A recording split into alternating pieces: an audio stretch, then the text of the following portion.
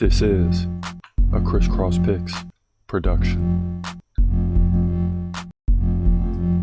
So Ashley Evans Smith and Eileen Perez will go to a decision, and this is going to be more than a dominating performance for Perez. I mean, just absolutely dominated round by round. Looking at the stats, oof, even worse than I thought. 78-11 in significant strikes. Control time was where it was at, 11:36 to 8 seconds. I mean, that's crazy. 10 takedowns. When do you see that?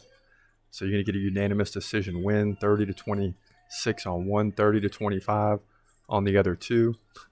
And Eileen Perez does a little dance to celebrate. She's going to move to 8-2. And that's a big win. Even though Ashley Evans Smith was just 6-5, going to fall to 6-6. The bottom line. She's sticking her butt on the interpreter. That's crazy. DC saying, come on, man. But that'll do it here. Women's bantamweight division. First fight's done. UFC Vegas 77. Alexander Munoz and Carl Deaton now headed to a decision. And it was all Deaton in the first two rounds, and Alexander Munoz took over in round 3. Very easily could have got a 2-0, so this will be interesting. Wow, 30-27, 30-26, 29-28. Interesting. Alexander Munoz gets the win. See, and what's weird about that is Carl Deaton led 40-35 in significant strikes. To me, he won the first two rounds. It should have been a draw. Munoz with 3 takedowns, nearly 4 minutes of control. But he didn't do enough to win either of the first two rounds to me. So I'm totally confused by this decision. And, of course, it didn't go our way in the prediction, but it is what it is. Alexander Munoz is going to get the win here. He's going to move to 7-2.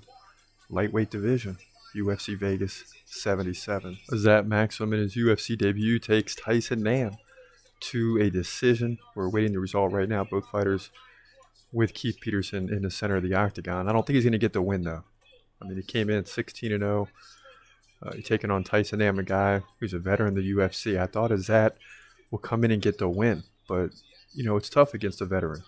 Even though Tyson Nam's 21-13. He led 87-59 in significant strikes over Maxim. So, 29-28 Maxim. It's going to be split. Oh, shoot. Oh, shoot. To remain undefeated. Let's go. Give it to him, baby. Yes. Yes. Azat Maxim gets the win. And Tyson Nam is not happy about it. But 48-33. In head strikes, though. So, you know, Tyson Nam with a lot of body shots, defended the takedowns well, gave up 2 of them, got right back up. And, you know, he outstruck Maxim, but not in head strikes. So he gets the loss. Azat Maxim, flyweight division, 17-0. Gets the win in his UFC debut at Vegas 77. Evan Elder and Genaro Valdez headed to a decision here. Great fight, man. Early possible fight of the night. It's going to be unanimous, so likely going to be Evan Elder. I mean, we'll tell you why momentarily. Yes, he gets the win. He's going to move to 8-2. So first win in the UFC, I believe, but dominated in significant strikes, 112-85.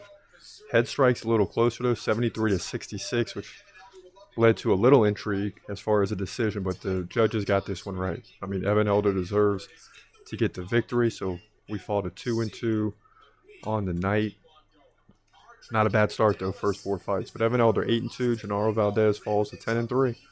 Lightweight division, UFC Vegas 77. Milk was all coasted, just 30 seconds away from victory now. I mean, just dominating performance here as he continues to ride Lingo in the 3rd round. And he's trying for the submission once again. He can't get it. He just got to ride out the time. I mean, he just dominated throughout. When he gets underneath again with the guillotine, but it's not going to work.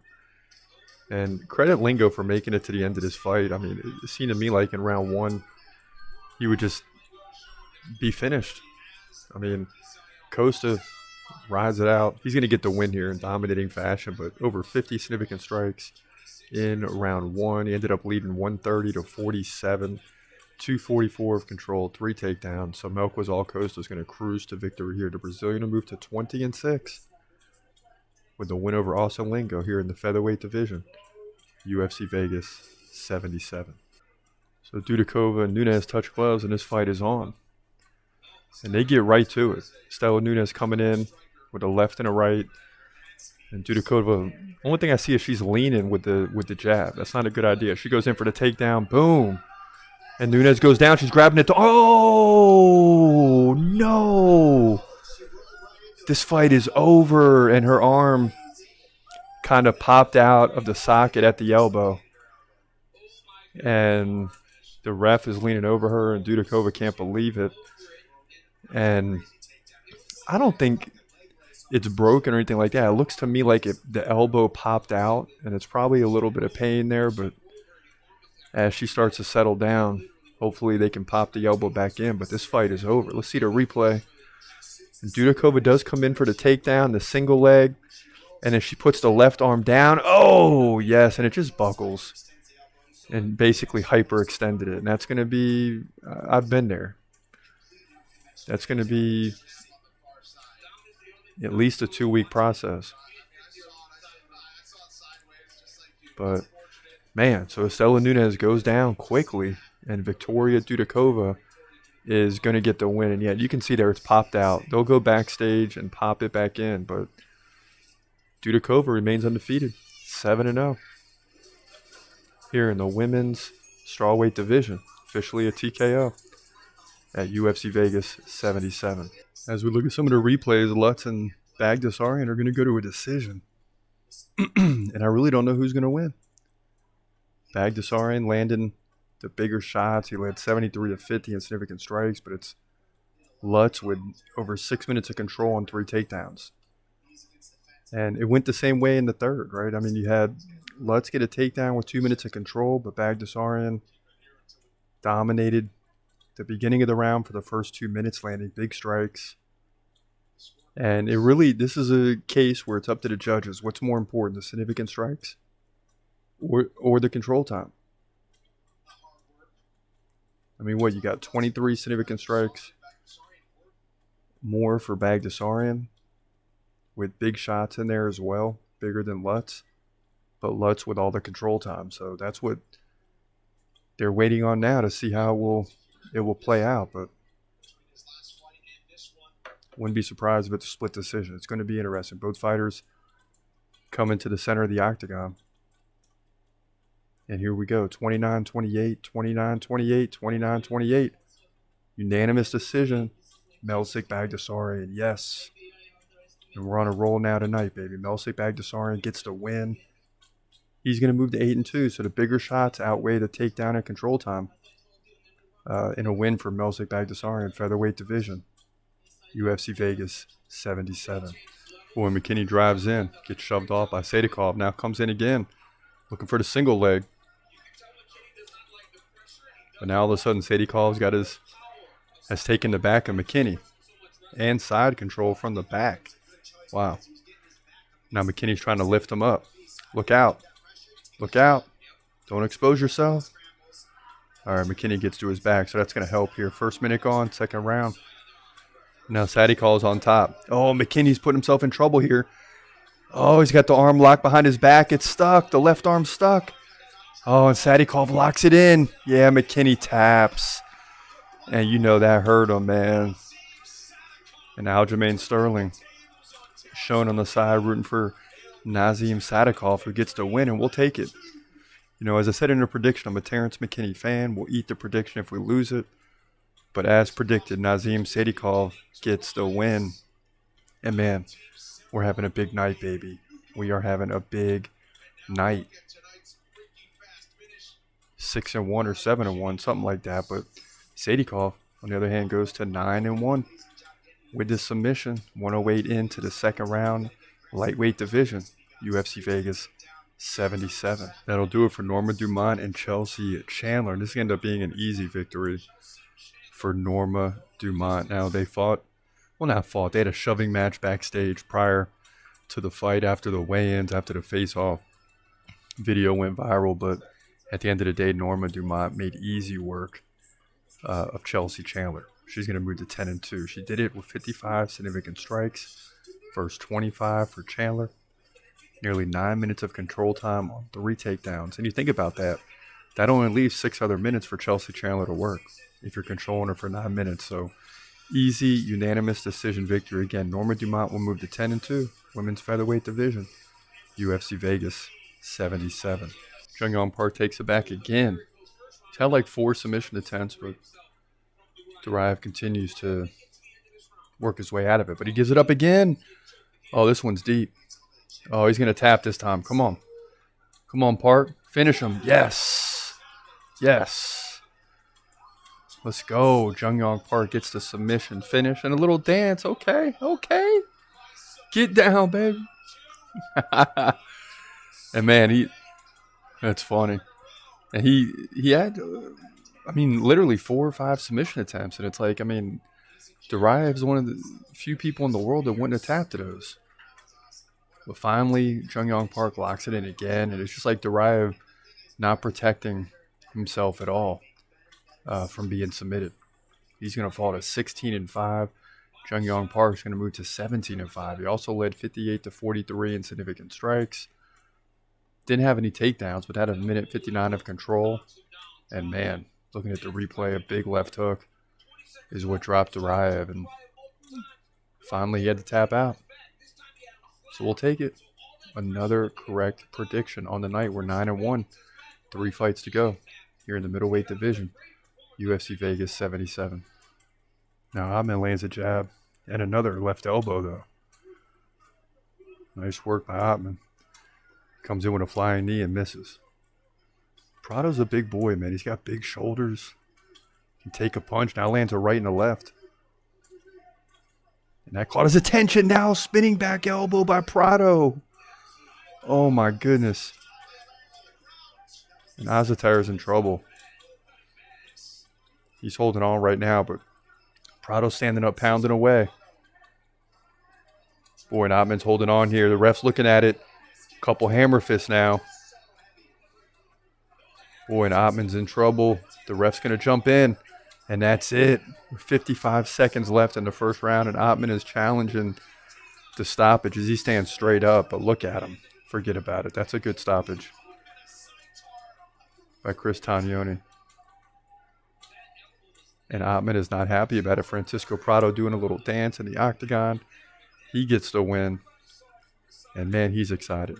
Ottman is not very happy. But you can see when he landed the spinning back elbow, that was kind of the beginning of the end.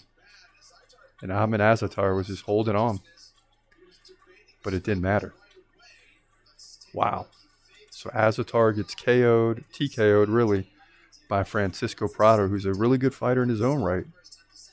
In doing so, he's going to move to 12-1. Azaitar falls at 13-2. So the battle of 2 guys with just 1 loss, combined 24-2 coming in. Great fight here at UFC Vegas 77, but it goes to Francisco Prado. Lightweight division, the best in the UFC. I can't believe I'm saying this, but Basil Hafez has taken Jack Della Maddalena to a decision. We're waiting on those results now. And he did it with multiple takedowns. Well, really 3, but he had 650 of control, and he just repeatedly shot in for takedowns. Maddalena had a takedown. Hafez reversed it. Now, in terms of striking, it was all Maddalena, 105-41 in significant strikes, 162-58 total strikes, head strikes, 71-34. So all Maddalena in the striking, but Hafez did what he had to do, get to a decision that probably earns him a couple more fights in the UFC, considering that Jack Della Maddalena has won 4 fights in a row, and he's 4-0 in the UFC, all by first-round finish. But Hafez took him to a decision. And here we go. Crazy. And here we go. 29-28 Hafez. Are you serious? 29-28 Maddalena. No way. Come on, man. Jack Della Maddalena gets a split decision. And he don't look too happy about that, but he gets the win regardless. It should have been 30-27, in my opinion, because of the striking. But, Maddalena was prepared to fight last week at UFC 290. Kind of cut weight up until the day of the fight. The day before the fight, it got canceled Then he fights a week later. He's got to cut weight again. So that certainly had something to do with it. But nonetheless, you got to credit Bezo Hafez for coming over into the UFC, getting the opportunity and making the most of it. And he looks absolutely exhausted. Hafez going to fall to 8-4.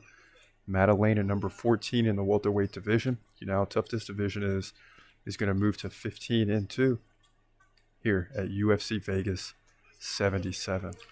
And as we head into round 2 now, Holly Holm clearly looking tired. The punches from Bueno Silva taking effect. But now she's trying to get her energy level up again, pacing back and forth in the corner, and round 2 is underway.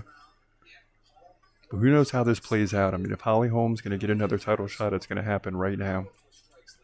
I don't know if she can go 5 rounds at this pace. She's just getting older. It's the bottom line. And Holly Holm takes it right. Now she drives Bueno Silva back into the fence. And this is what she's got to do. She's got to continue to control her. You know, when you're in the open area, Bueno Silva. Oh, and Bueno Silva. She's got her in the submission attempt here. And Holly Holm made a big mistake lowering the head, and it's locked in. I mean, it is locked in. Holm's in trouble, and she taps, and that's it. And Holly Holm is pissed. She just got caught. And Bueno Silva now will be in the top 5, 3 or 4 now in the women's bantamweight division. And the division just got a lot more exciting. Amanda Nunes retired. Holly Holm is out. She's done. It's over. And we got another contender in Mayra Bueno Silva. And I think Holly Holm knows it now. I wouldn't be surprised if she retires right now. Because I think Holly Holm knows that's it. And I don't know what happened here. Holly Holm ducks her head. She tries to get her head on the hip. And right when she does that, she puts herself in a bad position. Ooh-wee. Ooh-wee. And even Keith Peterson looks surprised. And Holly Holm's trying to shove out of it, and she can't. And eventually she taps. That's it. And Bueno Silva immediately in tears. So this is a big opportunity for Mayra Bueno Silva, and she gets it done, man. I'm shocked. I can't believe it. But Bueno Silva is now in the mix. Coming in at the number 10 contender. She was 10-2. She'll move to 11-2. Holly Holm will fall to 15-7, and that'll be it. Trust me when I tell you, for the preacher's daughter, as she goes down here in the women's bantamweight division at UFC Vegas 77.